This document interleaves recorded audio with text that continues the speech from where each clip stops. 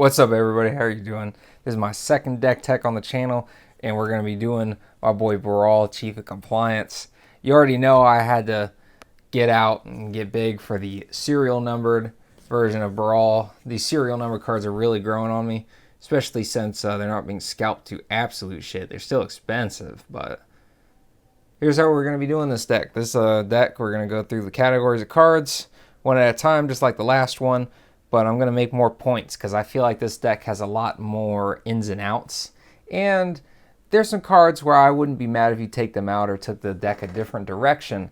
However, the main point of this deck is to beat Polymorph deck. And if you don't know what Polymorph does, it essentially destroys a creature, and you look through your library until you find a creature. Well, you look through the top of it specifically. Excuse me. You look through the top of it specifically until you get to another creature, and then you put that creature straight into play. So I bet you can see what we're going through here. It is a sorcery, so it will cost one less due to Baral's static ability. But other than that, let's get right into it. So put him aside. It's a monocolored deck, so the land base is pretty straightforward. However, we do have some non-basic lands that I think play a pretty big part and is worth going over. So we have the staff card, Proteus Staff from Mirrodin, and it's essentially polymorph that we get to do a bunch of times. Costs a little more mana in total, but worth it to play. So we have Inkmoth Nexus. The whole point is you tap it for the mana, turn it into the creature version of the land, and then Proteus Staff it or polymorph it, so that way you get to keep Baral in play. And it's also just another consistent thing to do because Drannith Magistrate is a card, Doomblade is a card, yada yada yada. It's nice to have more than one route to take. Same thing with Mishra's Foundry, same thing with Mishra's Factory. Terrain Generator, a lot of people don't know this card exists, but it's not that expensive at all. And it lets you, when the game's slowing down, because even though this isn't really like a super big counterspell kind of deck, it lets you incrementally get value. So if you don't really even have a pull from tomorrow, stroke of genius kind of effect, you get to be doing something, and ramping yourself in mono blue is a very big deal. Ancient Tomb, because it's Ancient Tomb and we have one color, very worth it. Like I said, polymorph. The reason this deck can work and win without Thassa's Oracle, and just love it. This deck is a lot of fun to play. You'll like this deck. Cantrip, no explaining. Mass Manipulation pays for 1 through Baral's static ability. A lot of people don't actually know, which I find is interesting, but when you gain control of someone's commander, they are not allowed to just put it in the command zone. So if you were to take control of someone's commander, you just get it. And they have to kill their own commander to get it back into their command zone, which I think is really, really funny, personally. So just a lot of people didn't know that. If you didn't know that, let me know. But it's something to consider, very much so. Windfall is good for when you get a more explosive hand. You can just sort of refresh off the top. Especially with Baral that's costing 2, it's very easy to jam in after you've played a bunch of cards. Beacon of Tomorrows. Pretty straightforward. It's an extra turn. When you play or get your other, or the Kamigawa Jin Gataxius, you get 2 turns. So I wouldn't be mad if you played more extra turns in the deck. It's something you could decide to do. River's Rebuke is just sort of a second Cyclonic Rift, but a little bit worse. Cantrips don't really need explaining. Get Probe doesn't need explaining. Sleight of Hand. Dream Cache is notable. It's a 2 mana with Baral, of course, but it makes it so when you draw one of the big baddies, you can put it at the bottom of your deck. So you get to draw the 3 cards, and it's like you're not losing any cards in your hand because you're putting the cards where they're supposed to be in your deck. But eventually, with all the ramp that you play, being as though it's Commander and every color has access to Mana Crypt and Soul Ring, you'll eventually be playing them from your hand if you draw them. So don't underestimate your mana acceleration, but Dream Cache is here to make it all work in the end. It's just something you can do. Merchant Scroll, 1 mana Demonic Tutor for an instant. Very good. Time Spiral, very, very good. If you were to copy this with the new Jin Gitaxias, it'll happen twice, but you can do things at instant speed. In between untapping your lands, you can float mana, you can do crazy things with this card. Don't underestimate the power of this card or sort of just let it slip by you. This card can really change the tide of a game, and I don't want you to underestimate it. Treasure Cruise, with Baral's loot ability, it costing 1 less, you get to do this very early in the game. Don't underestimate how fast you can get Treasure Cruise online in this deck. It's very good. Retraced Image is sort of like a second Mox Diamond. It's just a card I like to shoehorn in the deck because it's funny and you don't really get to see play in any Commander deck. But you name island and then you put another island into play. So you can take this out. I don't care. Now we get on to the creatures. These creatures are some of the thickest boys we're allowed to play, but they also do something to either keep themselves alive or disrupt our opponent in crazy ways. Hullbreaker Horror is one of the best ones to get because it lets your opt and all these things, uncounterable spells, it can't be countered, so you can do it on someone's end step once the game progresses to that point. It's one of my more favorite creatures to get off the polymorph because it's so good at protecting itself. It's not even funny. It stops uncounterable spells. It itself is uncounterable. He's a beast. All right, that's really all there is to it. Tidespout Tyrant, a very good card at just slowing down the game. You get him down early with polymorph. Well, you try to do that with all the creatures in the deck, but you get him down early with polymorph, and he can return lands to their owner's hand and target permanent. So don't forget you can target lands. However, targeting someone's 4 mana, 6 mana commander with some enchantments, someone's Rhystic Study, it gets you a lot farther than it would at first glance. Jin Gitaxias, Progress Tyrant. Speaking of defending himself, he will copy the first board wipe your opponent plays a turn. His ability to counter artifacts, instants, or sorceries will trigger Baral, so you'll get an additional loot off of whatever crap your opponent chucks to it to then cast the real spell they're going to cast that turn. So it lets your counters go more miles because in theory they'll have to cast a card in order to get rid of it, so it's super card advantage. This guy can get away. If he sticks around, it usually takes like a good turn cycle, and he puts you really far ahead, especially copying yours on each opponent's turn, so your instants get a long way with this guy. This is still an underrated commander card in general, in my opinion.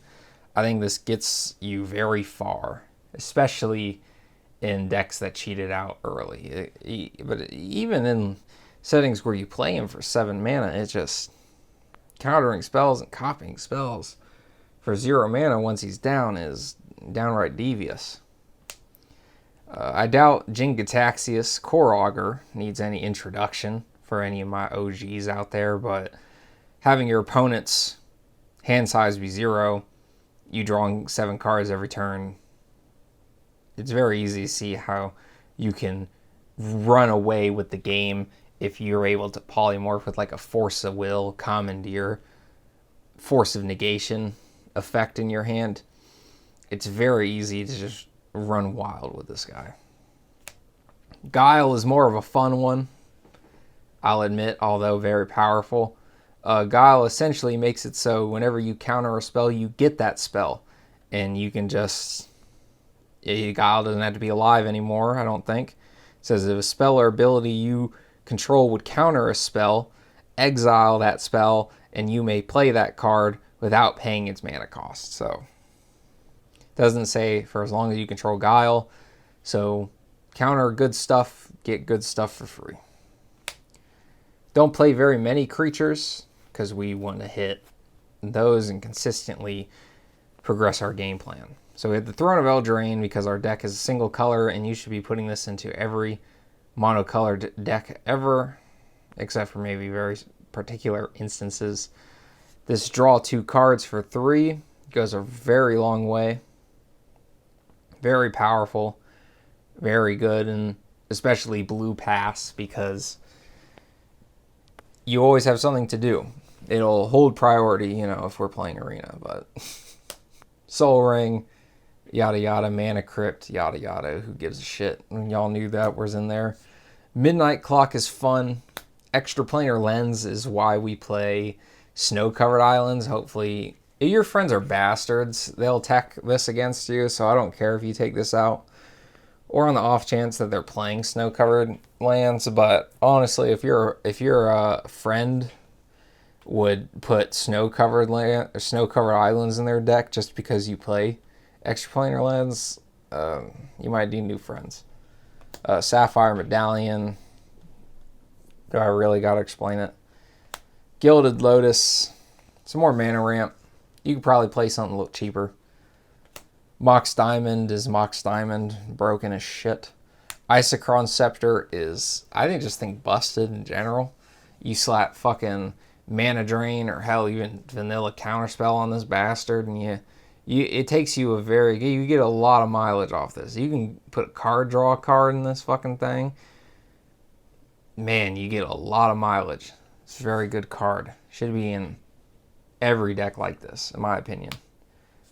Mind Stone, classic. Proteus Staff. I probably should have put this on the top, but this is what the card I was talking about. That's polymorph on a stick. So this is a recurrent polymorph. It's 3 mana to cast it, 2 and a blue to activate it. And you essentially, it's a little different than polymorph because the creature goes on the bottom of the deck, which doesn't really matter for our sake unless we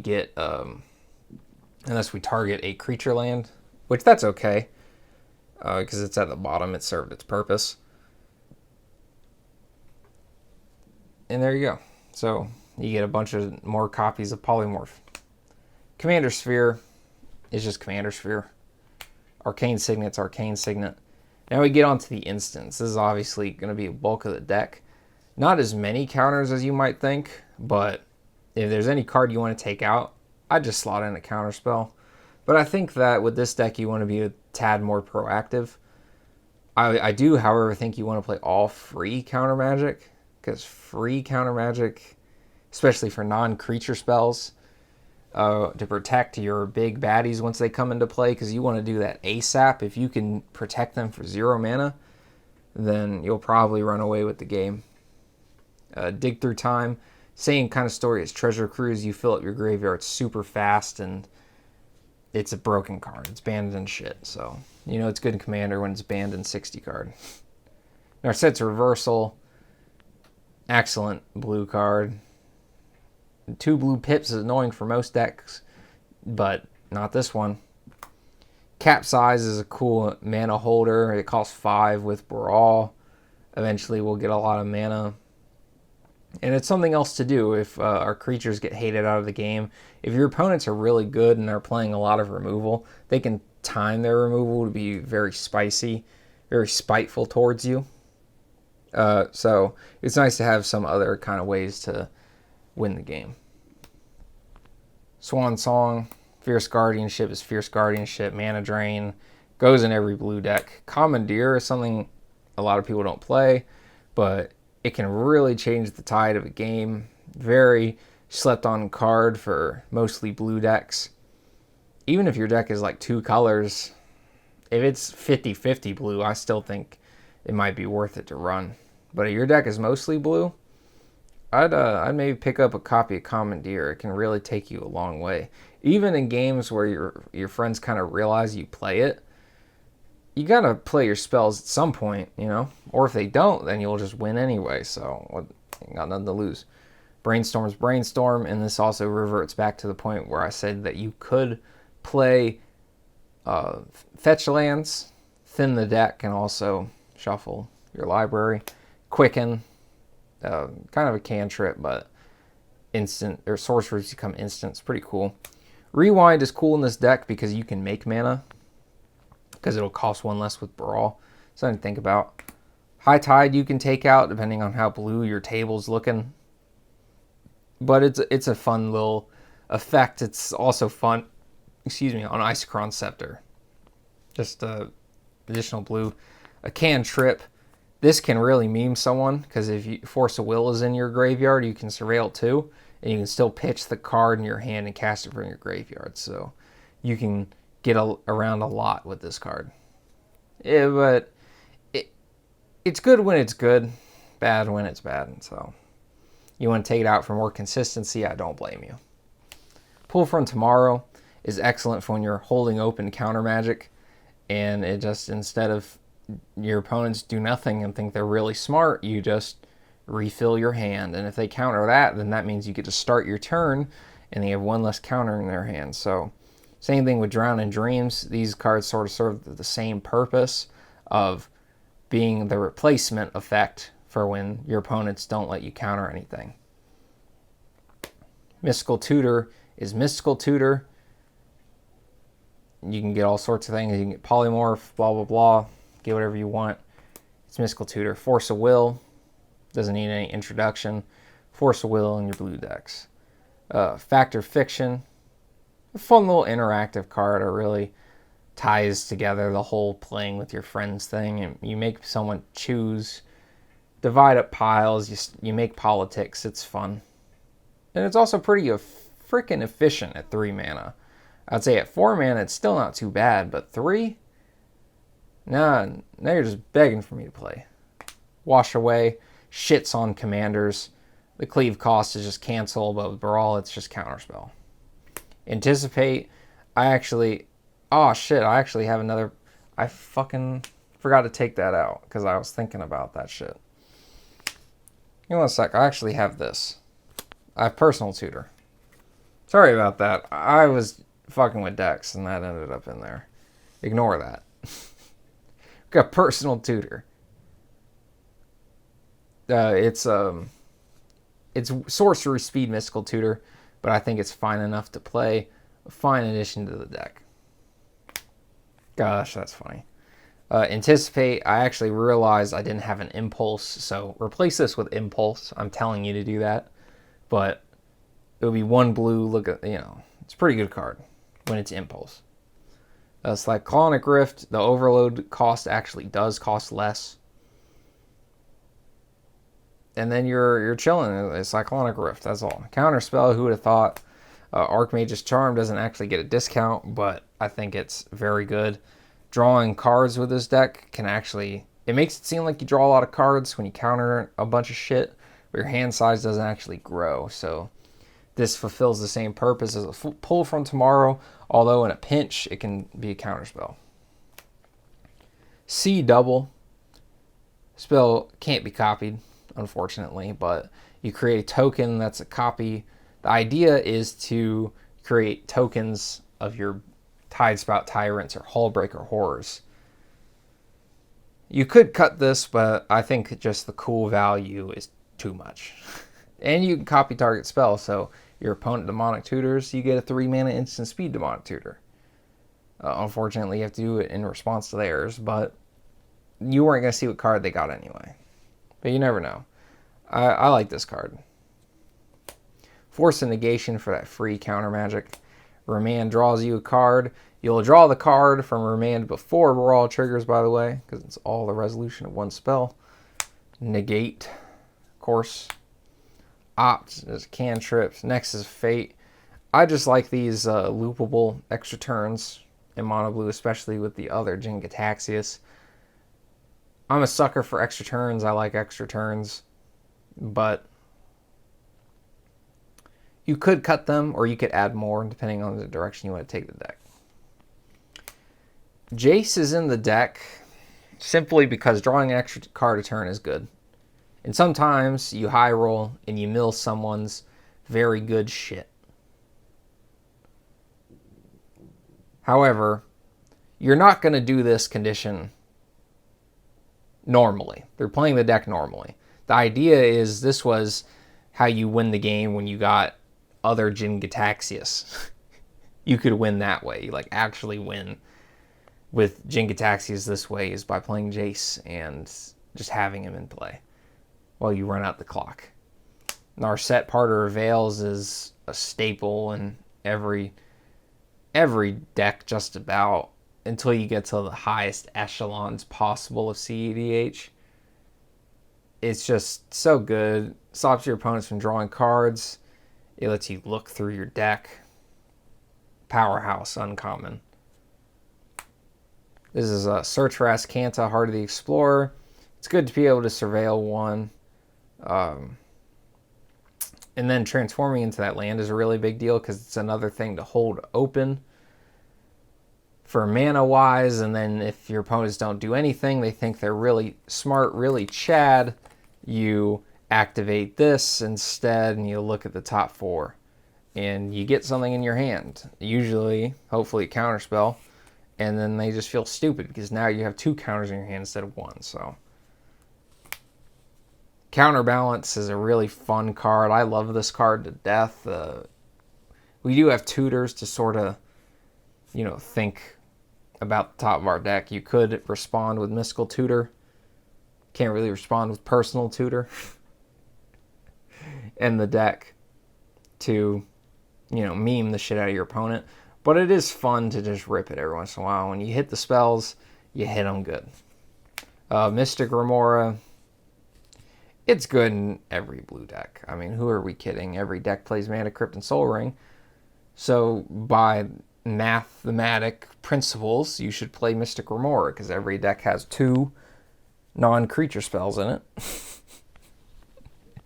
And you have 1 Mystic Remora, so there you go. Easy.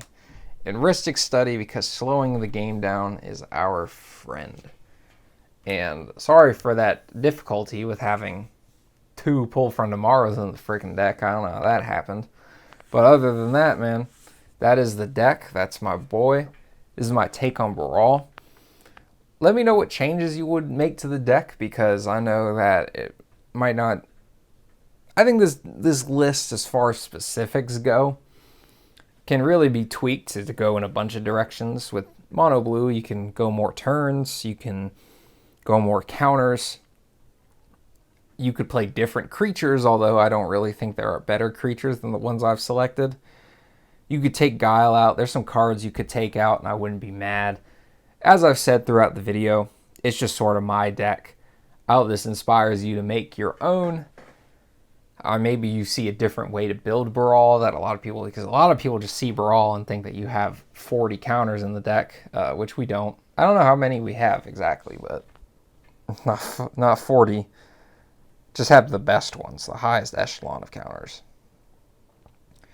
But other than that, man, we're going to do some test hands with the deck because I'm deciding to turn them into 2 videos, sort of de-condense all the content, so it's a little less intimidating to click on.